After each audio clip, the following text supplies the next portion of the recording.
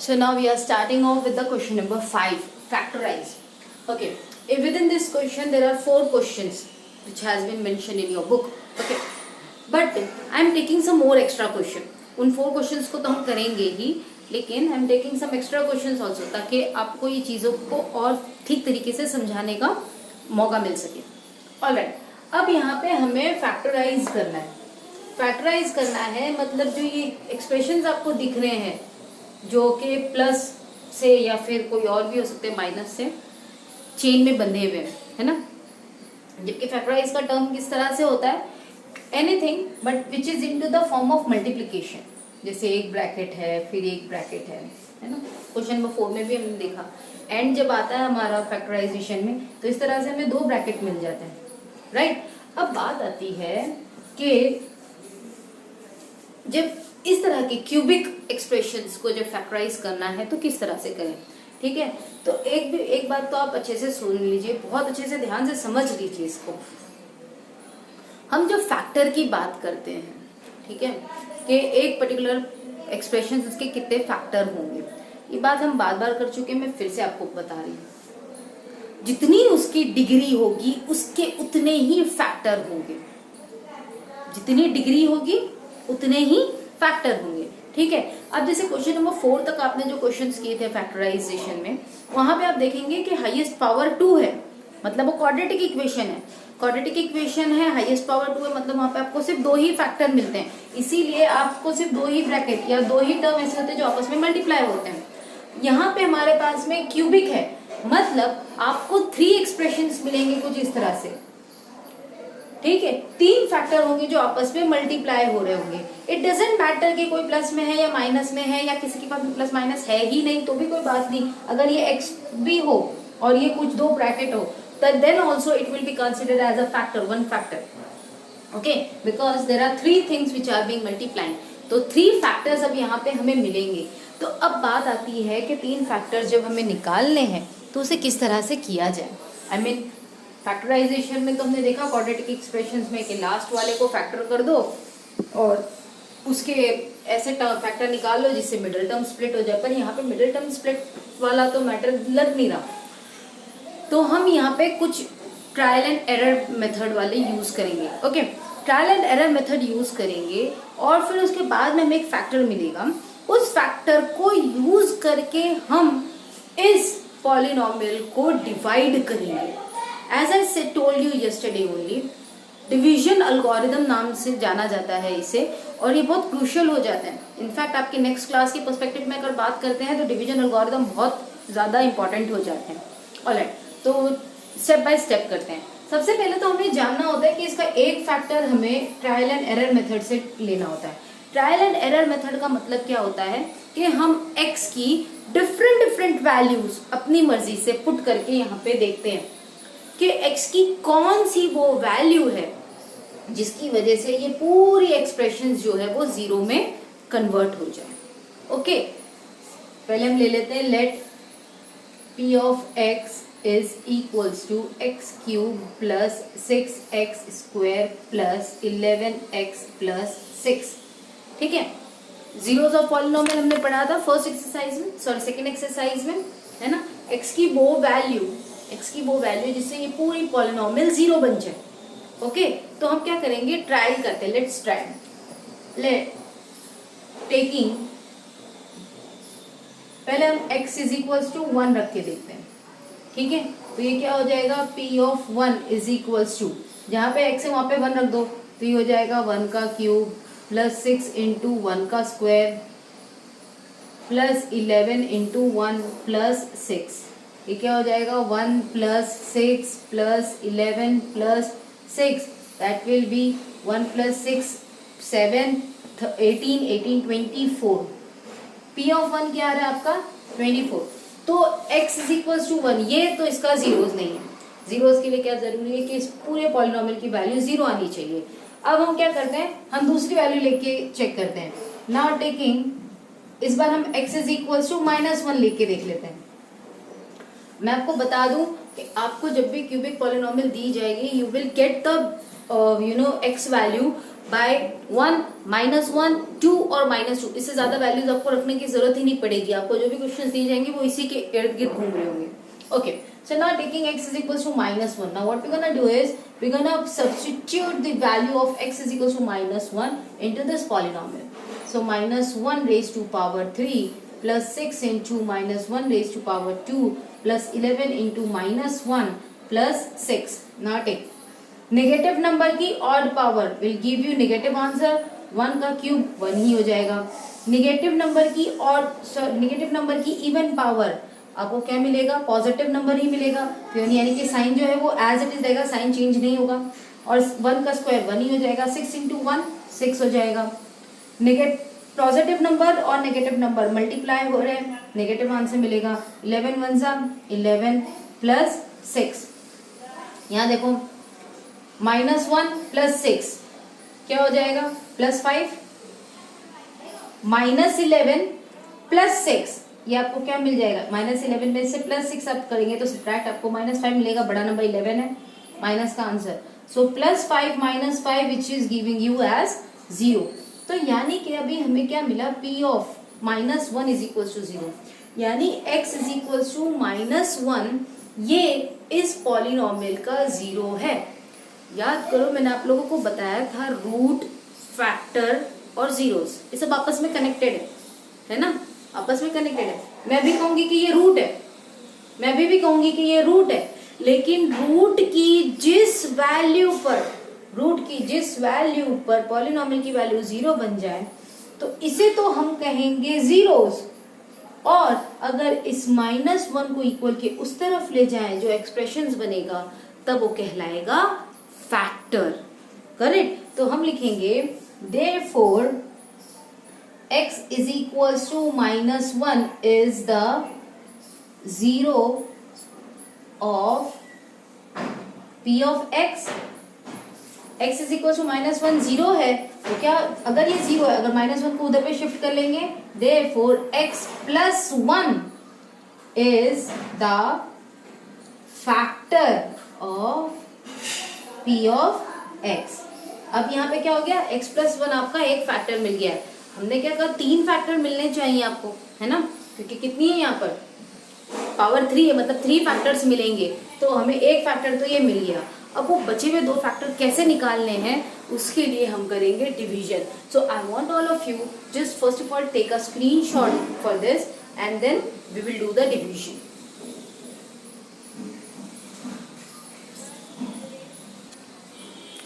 Alright, this is what we have got. X plus 1 is the factor. हम क्या करेंगे? Let g of x is equals to x plus 1। जो factor है हमने उसे क्या नाम दे दिया है? g of x नाम दे दिया है। अब हम क्या करेंगे?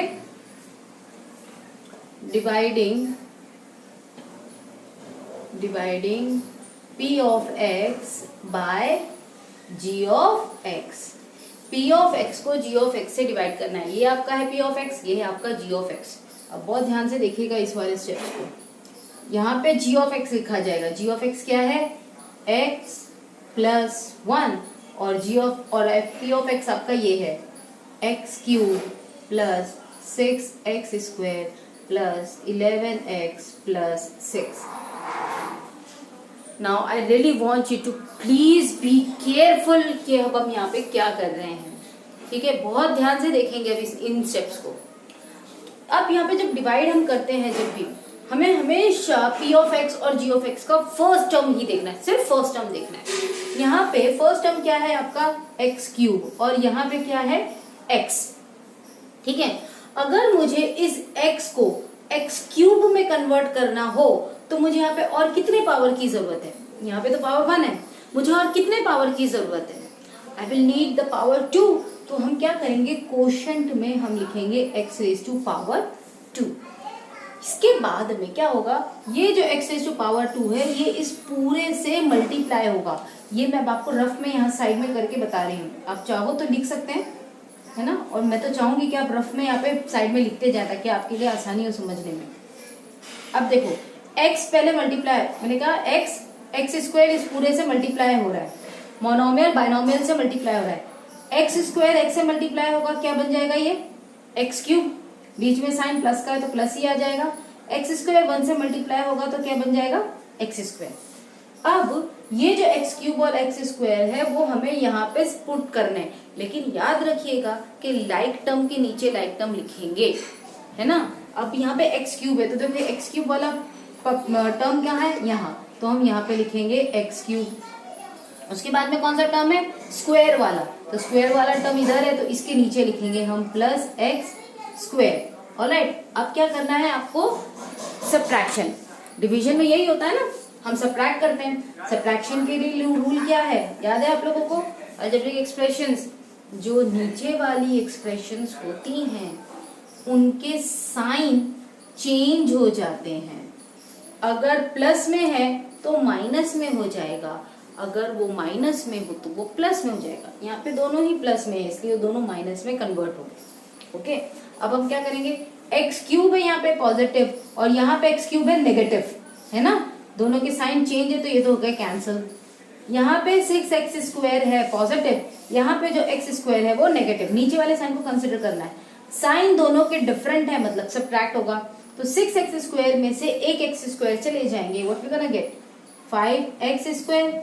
बड़ा नंबर दोनों में कौन है, 6x स्क्वायर, इसका साइन क्या है पॉजिटिव, यहाँ पे लगा दो। क्या बच गया ये 11x प्लस 6, इसे एज इट इज नीचे लिख लेते हैं plus 11x plus 6। Got it. अब वापस से हम डिवीजन डिवाइड करना है, वही चीज है कि first term f of x I mean p of x और first term g of x को ही देखना है, आपको सिर्फ फर्स्ट टर्म ही देखना है। यहाँ है 5x स्क्वायर वो भी पॉजिटिव और यहाँ पे है x, ठीक है। तो मुझे अगर मुझे इस x को 5x स्क्वायर में कन्वर्ट करना, मुझे किससे किससे मल्टीप्लाई करना पड़ेगा, मुझे सबसे पहले तो पॉजिटिव नंबर चाहिए तो मुझे पॉजिटिव से मल्टीप्लाई होगा। उसके अलावा यहाँ पे 1 है, मुझे 5 से मल्टीप्लाई करना पड़ेगा ना, तभी मुझे 5 मिलेगा। यहाँ कुछ नहीं है मतलब क्या है 1 को किससे मल्टीप्लाई करेंगे 5 से, तो यहाँ पे मैंने लिखा 5, ठीक। यहाँ पे x की पावर कितनी है 2, यहाँ पे कितनी है 1, मतलब मुझे एक और पावर की जरूरत है, so I multiply with x। Now what is going to be happen, this time this positive 5x is going to be multiplied with this x plus 1, so 5x and x plus 1, let's multiply it। 5x into x it will gives you 5x square, plus का sign आ जाएगा बीच में क्योंकि दोनों ही positive है, then 5x plus into 1 which will gives you 5x only। क्या करेंगे, like term के नीचे लाइक टर्म लिखना है। 5x स्क्वायर है उसको हम यहीं पे ही लिखेंगे 5x स्क्वायर, और वो पॉजिटिव में है तो पॉजिटिव ही है। फिर प्लस 5x तो वो 11x के नीचे लिखा जाएगा over here, right. Now let's do the subtraction. Subtraction के लिए हमें क्या करना होगा, साइन चेंज करने हैं। यहाँ प्लस है तो ये माइनस में हो जाएगा, यहाँ प्लस है तो यहाँ माइनस में हो जाएगा। 5x स्क्वायर में से 5x स्क्वायर चले जाएंगे कैंसल। 11x है पॉजिटिव और यहाँ पे नेगेटिव 5x है, साइन डिफरेंट, सब्ट्रैक्शन। 11x में से 5x सब्ट्रैक्ट करेंगे, क्या मिलेगा हमें 6x मिल जाएगा। क्या बचा यहाँ पे प्लस 6, इसको एज इट इज नीचे ले लो, ये हमने प्लस 6 ले लिया। अब देखो यहाँ है आपके पास में x प्लस 1, यहाँ पे आपके 6x प्लस 6, फर्स्ट टर्म को ही कंसिडर करना है। मैंने बार बार कह रही हूँ आपको कि यहाँ पे p ऑफ x और यहाँ पे x। Just see now, over here we are having 6x and over here we are having x. What is the term which should be multiplied with the x so that we can get as 6x? यहाँ x तो है ही, मुझे इसको किससे multiply करना पड़ेगा, सिर्फ 6 से। 6 से मल्टीप्लाई करूंगी तो 6x हो जाएगा, मिल जाएगा मुझे 6x। तो अब क्या करेंगे, 6 इस पूरे से मल्टीप्लाई होगा, सी 6 मल्टीप्लाई होगा इस बार x प्लस 1 से, ये 6 जो है इस पूरे से मल्टीप्लाई होगा, 6x मल्टीप्लाई होगा तो 6x प्लस 6 1 जा 6, तो आपको क्या मिला 6x प्लस 6। नाउ सब्ट्रैक्टेड, यहाँ पे साइन चेंज हो जाएंगे, पॉजिटिव था तो नेगेटिव हो गया, पॉजिटिव था तो नेगेटिव हो गया। 6x में से 6x जाएंगे कैंसल, 6 में से -6 हो जाएंगे कैंसल, आपका रिमाइंडर क्या आया 0।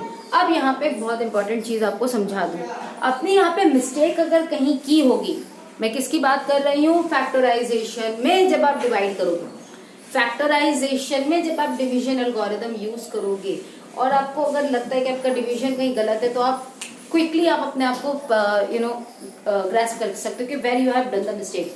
The mistake, if you are not getting reminder as 0, अगर आपका रिमाइंडर 0 नहीं आता है मतलब आपके डिवीजन में कहीं ना कहीं गड़बड़ है. ये बात याद रखिएगा. फैक्टराइजेशन में जब एल्गोरिदम करते हैं, डिवीजन एल्गोरिदम, तब आपका रिमाइंडर 0 आना जरूरी है. अगर रिमाइंडर 0 नहीं आता है मतलब आपने यहाँ पे कहीं मिस्टेक की है. Got it? Now please take the screenshot and then what we're gonna do, I will tell you. Please take the screenshot.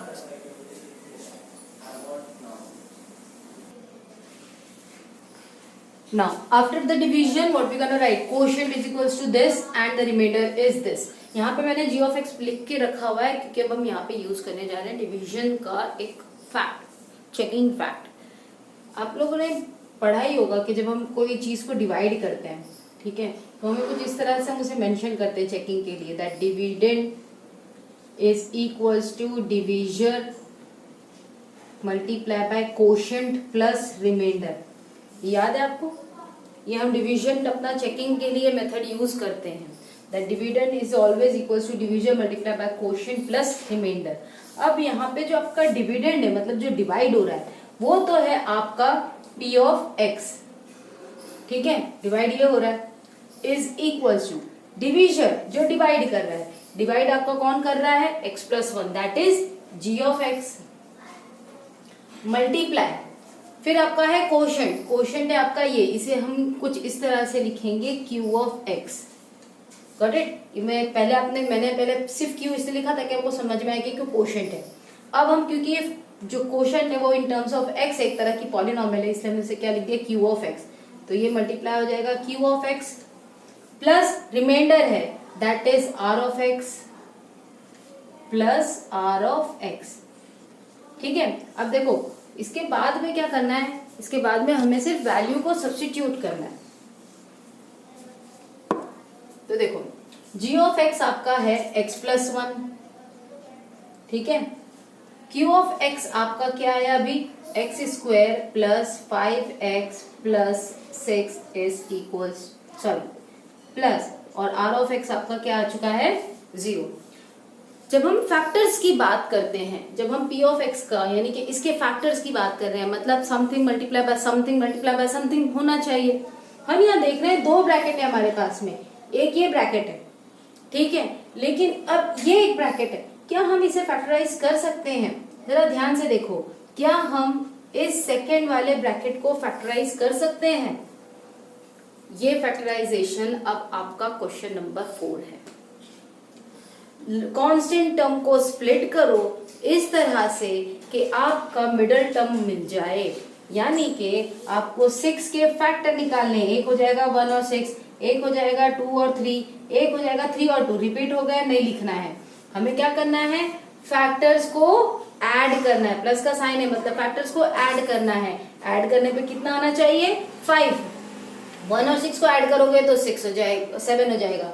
2 और 3 को ऐड करते हैं तो 5 हो जाएगा. मतलब हमारे रिक्वायर्ड जो नंबर है, जो फैक्टर है 6 के, वो 2 और 3 है.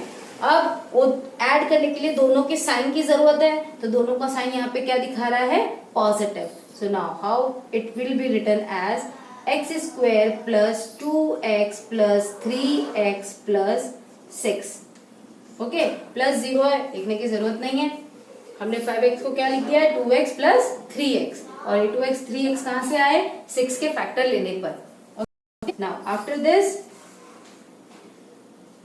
x प्लस 1, अब यहाँ देखो इन दोनों को ले लो और इन दोनों को ले लो, कॉमन टर्म इसमें क्या है, x को ले लिया बाहर, x स्क्वायर में से x बाहर, अंदर सिर्फ x बचा, प्लस 2x में से x बाहर, अंदर सिर्फ 2 बचा, प्लस का साइन कॉमन लिया, 3 दोनों में कॉमन फैक्टर है, 3 बाहर आ गया, 3x में से 3 बाहर, अंदर क्या बचेगा, x, प्लस का साइन लगेगा क्योंकि साइन चेंज नहीं होंगे. 6 जो है 3 की टेबल पे कितने टाइम आएगा, 2 time. After that x plus 1 ये एज इट इज रहेगा. अब यहाँ देखो जो एक जैसे ब्रैकेट है उसको तो हम एक बार लिखेंगे, है ना. अब क्या बच गया, x प्लस 3, उसको एक बार लिख लो.